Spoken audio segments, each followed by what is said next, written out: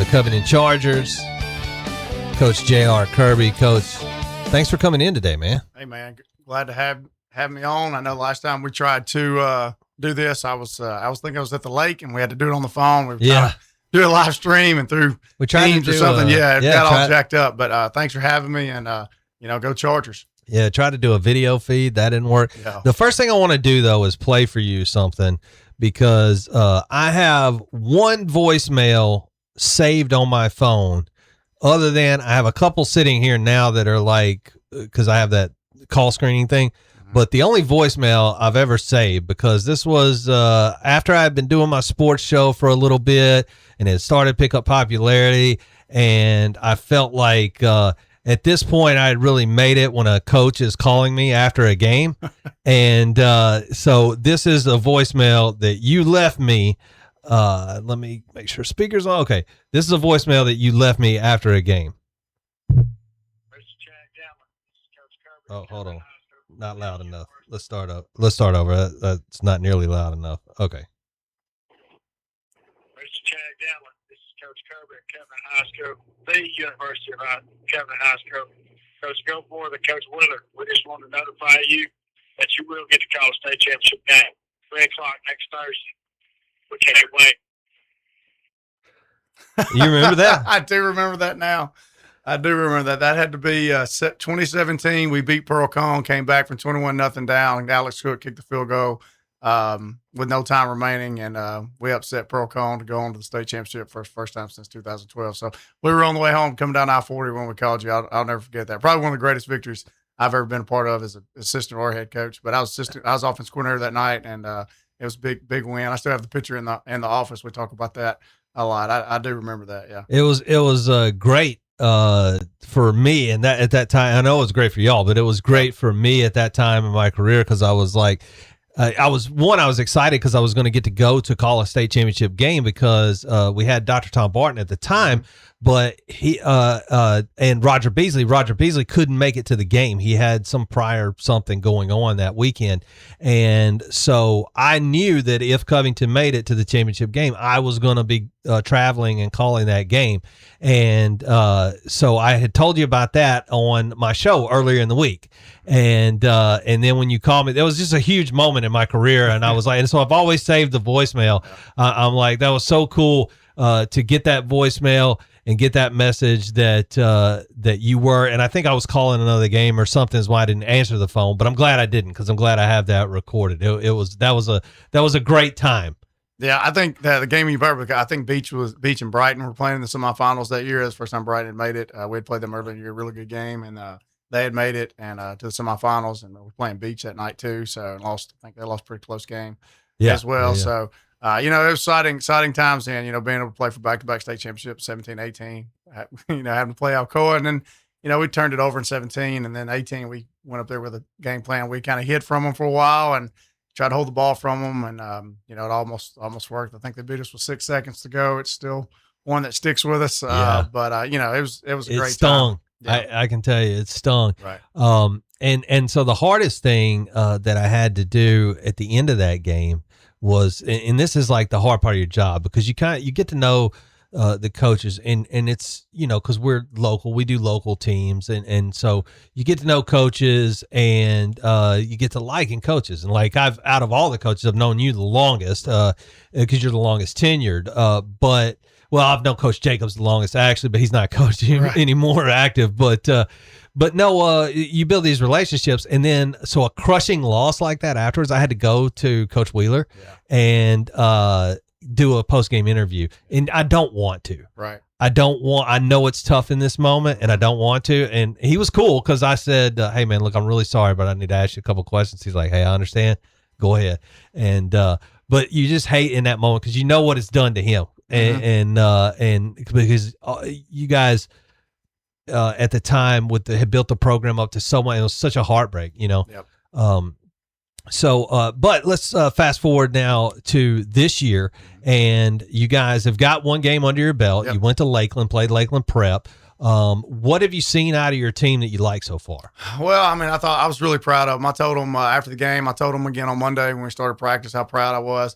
a lot of people in Charger Nation just thinks we just reload, and we like to think we do, but we lost a really good group last year, and and some things have happened this offseason that has been well documented in other areas. So we only had a handful of kids, like offensively, two starters, and Reed McMahon and Hunter Jones from last year's team that played a lot. And there were some kids out there that played, but I'm talking about started from week 1 till we got to the semifinals.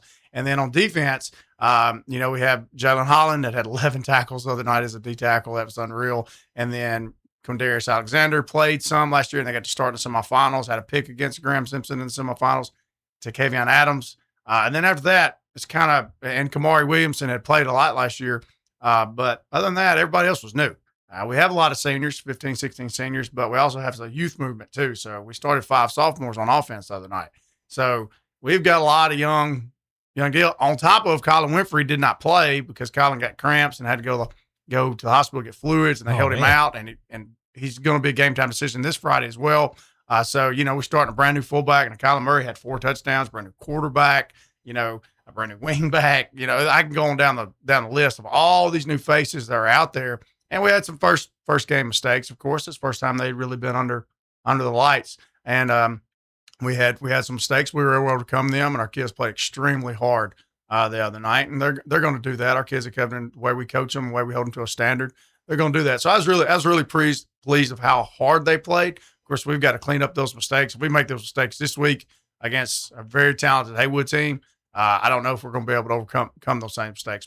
And we've had a good week of practice so far, and so we'll see on Friday. But I was just really proud of a lot of those guys getting out there and the effort they played with. Well, and you always see week 1 is always tough for mistakes because game speed, it cannot really be replicated in practice. Right. And you also have to deal with, it's week 1 for referees too. Yes. And so there's all kinds of little snafus that can happen that you see during week 1. But once you get over the jitters, you feel like you really can cruise into it, don't you? Yeah. And I think, off season, preseason's good. Like in the spring, we went with Peabody, Coach Tab Val and them. They're usually very well coached. Even though it's a spring, you're missing some guys, but you're trying to get the core guys some work. Then you go into your summer and you try to do some things, either 7-on-7s or some work with other teams if you can. And then, we were supposed to have Southside this year again, and we scheduled that because of Coach Narcisse used to be with me when I was down the road at other place as the head coach, and then when at Covington, and then he took a Southside job. And then when this whole portal thing hit, he lost most of his team to Northside and JCM, so he got out, for that reason and maybe others.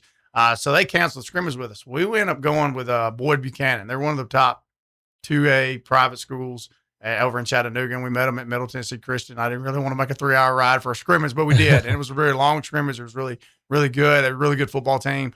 I thought we learned a lot about ourselves, especially being as young and experienced as we were. And then we come back and play Trinity Christian and Coach Bowling. Coach Bowling used to be the head coach at Union City forever, had won 4 state championships, I believe, there. And they were really good, hard-nosed football team, and we found a lot about ourselves that day as well. And then we come back and play Millington, another team that's technically bigger than us in 4A. And in the Jamboree, and I thought, we played really, really well that night, other than maybe a few mistakes. So it kind of prepared us for week 1 in a lot of ways. I wasn't really prepared not to have Colin in the game, and we sure missed him, but I was really proud of those kids stepping up. So, you find out a lot of yourself in preseason going into week 1. Lakeland, I think offensively was really, really good with Godwin kid. Of course, we know the Godwins real well. Brother used to play for me, and then Dad helped coach the state championship team. Brother was on. So we know them very well. And Brett's kind of leading them down there. And, so we knew we had a challenge on our hands. And like I said, I was really proud of that. But I think everything we did up to that, the off season, preparing some of the challenges we had that we had to overcome this off season and this summer, all the way up to really week 1. I was really fortunate and proud of our kids to be 1-0 after week 1. Absolutely. Well, we'll take a quick break, and then when we come back, we'll talk about this week's matchup against Haywood with our guest, Coach J.R. Kirby from the Covington High School Chargers, and we continue to pay tribute to the late, great Dolly Parton with a song that I didn't know existed until I got to looking in the library. But she did Let It Be with Paul McCartney and Ringo Starr. Here it is on US 51 Country 93.5 FM. In studio with me this morning, we continue our conversation with Coach J.R. Kirby from Covington. This Friday, you will be taking on, in our Hamilton Health and Wellness Game of the Week, Haywood. And tell us about that matchup, what you're looking forward to, and what you think you'll see out of Haywood. Hey, 4A power, perennial 4A power for the last few years. Chris Smith, Coach Hook fan before, and then Coach Chris Smith came in, and then Coach Buckett was on staff and took over. And Coach Buckett's state championship winning coach when he was at Lake County, and they do a really good job there. We picked this game up a few years ago when we both lost the game because of weather, and we picked it up during fall break in 24. We were fortunate enough to get the win that night, and then we played again last year in a shootout, pretty much. Final was 55-44, I believe, and Walker Davis had a big night with 5 touchdowns, and doing our game plan that we had that night, which kind of had to get adjusted. But this year is a different animal. Like I said, we graduated a lot, and they lost some, but they bring back Jalen Butler, which is a highly talented recruit, really, really good football player, maybe be the best athlete we see all year until probably we get to the end of the year versus Westview. And, they put it in his hands, and they got a really good running back. I think he rushed for right at 190 the other night. Big offensive line like you would expect from Haywood, and they got kids that can go. So we've got to match physicality. That's kind of been the formula to try to compete with them and beat them in the past. And it's going to be another test for our young football team. I say young and inexperienced football team on Friday night, but it's a good test. It's going to prepare us for down the road. That's why you play these games against Haywood, and we're going to try to keep this game, because it's one of our longest true rivals with them. We're going to try to, keep that as we move forward. And like I said, I think it'll be a really good game. Keys for us is just match that physicality for them, because if they can get to leaning on us, we could be in trouble. So we got to match that physicality on both sides of the ball. As you said, Haywood is they're a tough team, and they're perennially good. Yep. And they also put themselves, well, some of it's not up to them, but they play a tough schedule. In 4A. They play a pretty tough schedule. Last week, they lost by 3 points to Henry County. So Henry County beat them last week, which gives them a much different week one experience than your kids had, because your game at some point became not as competitive anymore, whereas they had to compete to the end of their game. Do you think that makes any difference for either team coming in? I mean, sure. Yeah, I mean, I think we both dealt with it. I know they dealt with some of the heat deal and the cramps, and I saw in the game, they played on Thursday night, so I was able to go check that game out. So them playing Henry County was up on them, and then they forced some turnovers and fought back, so they're not going to quit, right? They had a chance to just lay it down because Henry County was up, and they didn't. Right there before half, they ended up busting a big run, get some momentum back on their side. So now, I think either way, I mean, you can look at it. We had to overcome some mistakes, on special teams and things like that. We were able to pull away. I don't know how much it served because we ended up playing full 4 quarters the other night. We didn't really sub down. So, and of course, they had to fight back to the very end until Henry County got the first down to be able to run the clock out. So, did they? On paper, they probably play a tougher opponent, sure. And they did last year too, and they ended up holding on to a 2-point win last year at Henry County. So, and then we pretty much handled business for the most part last year. So I don't really know how much that affects, because like I said, if it was a blowout at halftime and we subbed down, the starters didn't play 4 quarters, I'd probably be more concerned. But since our conditioning program, what we've done to prepare this week, and playing all 4 and playing a lot of guys. Like we played a lot of guys the other night. We were subbing in guys with cramps or whatever it may be. So I don't know how much that will really play in on Friday, just because of those things that happened with us last Friday. But, they got to feel like they were tested pretty well. And like I said, I feel like our young guys were tested, but it's going to be a whole different test this Friday against Haywood for sure. Yeah, and the heat is going to be a factor as well once again.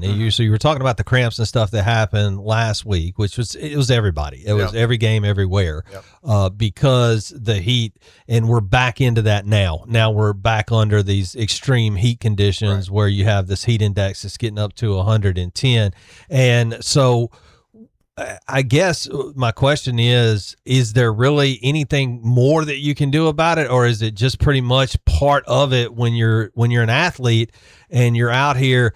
It's hard to stay hydrated, even play to play. The biggest thing we try to tell our kids, and I don't know if some of our kids have done a real good job of it, because in the summer they're on a different kind of eating schedule and they kind of eat what they want, and they're only with us in the morning. And I think some of them laid over it into week one and some of that, because we didn't have any problems in the scrimmages, and they were good 2-hour-long scrimmages. But games are always different, right? And we try to tell them hydrate. We try to take care of that throughout the week. We try to get them the IV drinks and all that stuff that we can. But they also got to do it on their own when they leave, right? If they go home and don't hydrate themselves and eat and take care of themselves and eat, we tell them all the time, you put bad in, bad's coming out, right? Right. Yeah. So we kind of have that. And then we got some guys, there's zero body fat. They're muscle, and they've got to stay hydrated. And, we got a couple and that as well. But, it's a lot of times our skill guys more than that, our big uglies up front. I don't know if I've ever seen Rick McMahon cramp ever, he's a big guy. But I think a lot of it's just taking care of yourself off the field, as well as when we're at practice. Of course, we give them a lot of, water breaks and things of that nature, try to keep them hydrated during that time. Of course, sometimes being on the turf, we're good on the heat index, but that turf's, so sometimes we have to move the grass just for certain things. We kind of go back and forth, maybe do your individual on the grass, because we still have our practice field at Covington come back. So, it's just mainly taking care of yourself outside of when you're away from us, because, we try to take care of them when they're with us. So, some control what you control, right? Absolutely. Well, Coach, the game is this Friday, and of course, people can get tickets at the game. You can show up and come to the game. There's also options, and I'm not sure. I don't know off the top of my head, and you may know, but I know there are options for seat backs and things like that through the Booster Club. Yeah, well, you can get our season tickets through the Booster Club. We just have the stands there at Mumford, so there's not Mumford, excuse me, at Covington. I'll get called out on that, because Mumford has the seat backs. That's what you were thinking about. Yeah. Oh, okay. I see. Yeah. They sell them, but you get a parking pass with us. You can park in the big parking lot. You get the season tickets for our 6 home games this year. So you get special parking, and then you can go through the gate over there, or either the back gate or the front gate. And it's also tickets are sold on GoFan as well. And we're also using the open gate, which all high schools now, Brighton, Mumford, and us at the high schools, where you have to go through the open gate to get screened, kind of like the kids have joked out on TikTok. It's like we're going through the airport, the TSA. So we'll have them. So, expect a big crowd on Friday night. So get there a little earlier, so you can kind of avoid that as well. So, it should be a big crowd. It was a big crowd last time we played them at home. It was a big, big crowd. So we expect a big crowd on Friday, top 4A team. And, we're ranked number 4 and 3A, which, we don't take lightly. We respected by the sports writers, and we want to continue to move up in those polls by playing well. And, this will be another challenge to be able to do that on Friday. Well, I'm hoping to be interviewing you on the field after a win for you. Yep. And so I will be on the call for the game Friday. Good luck against Haywood County. Coach, thanks for coming in as always. Thank you for having me, Chad. Go Chargers. Appreciate it. All right. We got to go to the top of the hour now.